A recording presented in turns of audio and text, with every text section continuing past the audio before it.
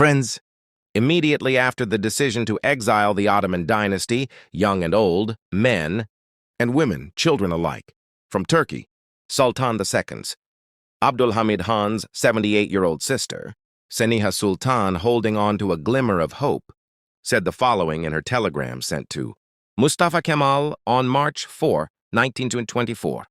I am 78 years old.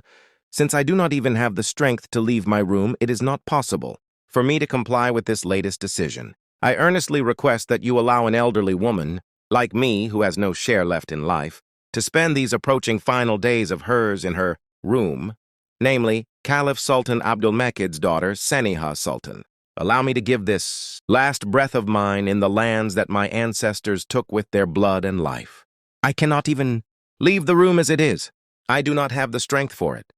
What harm could an elderly woman like me possibly do to anyone? However, this telegram, written with hope by our 78-year-old elderly mother, unfortunately did not receive the expected reply. She was also exiled from Turkey along with the other members of the Ottoman dynasty. Indeed, the eyes of those who exiled the Ottoman dynasty were so blinded that during the parliamentary discussions, the period's Minister of Marine, Ihsan Eryavuz, explicitly proposed that exiling them is not enough, and that the graves of all Ottoman sultans, their sons, daughters, and wives should even be opened and their bones thrown outside of Turkey. In short, from such a mentality, it was of course impossible to expect any mercy toward an elderly woman who had fallen frail and feeble.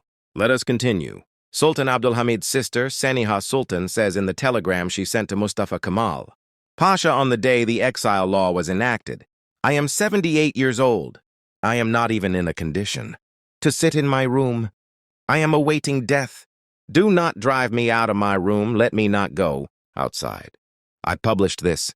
Do you know what kind of curses and insults came, my friends? Seniha Sultan, who was sent into exile, struggled with poverty throughout her life and was left practically on the streets following the death of her brother, Sultan Vahdettin. In other words, the 78-year-old elderly daughter of the Grand Ottoman Empire's Sultan and the Caliph of Muslims, Sultan Abdulmecid, began to sleep and live in parks. She lived with the help of those who took pity on her condition and gave alms. Lutfi Bey, the son who learned of Seniha Sultan's pitiable state, rushed over from Paris. Unfortunately, his own financial situation was not good either. He entrusted his mother to Abdulmecid Efendi. Seniha Sultan did not have a large room here like the one in Sultan Vahdettin's house. She was crammed into a tiny room, under the roof. But Seniha Sultan, who had spent days sleeping in parks with the stars as her quilt, was glad, albeit bitterly, to finally find a cot under a warm roof. Look at what Lutfi Sultan says about this situation of Seniha Sultan. I remember Seniha Sultan in black clothes. She was quite thin, so thin one could call her scrawny, skin and bones, and very elderly. I never saw her wear any other color clothing. She always wore black. Her headscarf was also black. It greatly saddened my mother Sabiha Sultan that her aunt lived like a dependent like this. But there was nothing she could do either. She would only kiss her hand and show respect whenever she saw her. Seniha Sultan was already very old. She would hardly ever go out of her room. One day she went out of the house, went all by herself, and sat on a bench. She was probably thinking about Istanbul at that moment. Her attire was not grand at all. She was in old black clothes. A Frenchman who saw her in this state thought the poor woman was a beggar. He put his hand in his pocket and left, giving a few francs as alms.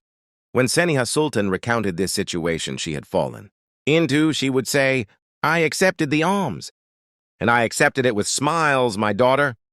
My mother would weep uncontrollably while recounting this incident to us. I published this. Do you know what kind of curses and insults came? How can you publish such a thing?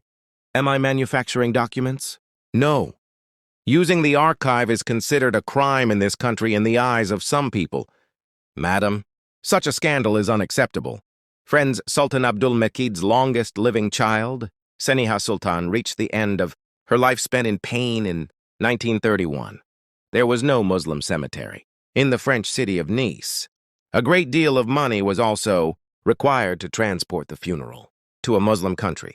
The Sultan's remains were placed in the morgue at the cheapest rate. However, even paying the daily fee of 50 francs was a heavy burden. The French Rands Company, hoping to snatch something from the dynastic inheritance, took over this business. The Sultan's funeral was taken by ship to Damascus and buried in the courtyard of the Suleymaniye Mosque next to her brother Sultan Vahdettin. How painful it is that a non-Muslim company took ownership of the funeral of the daughter of the Ottoman sovereign and the Muslims' Caliph, who was sent into exile regardless of her age and unfortunate enough to die in misery. What can we say? Allah, who is the reckoner, is undoubtedly the one who sees and hears everything. He never leaves the sighs of the oppressed unpunished. Still they say, Sir, do not use that document, do not write this.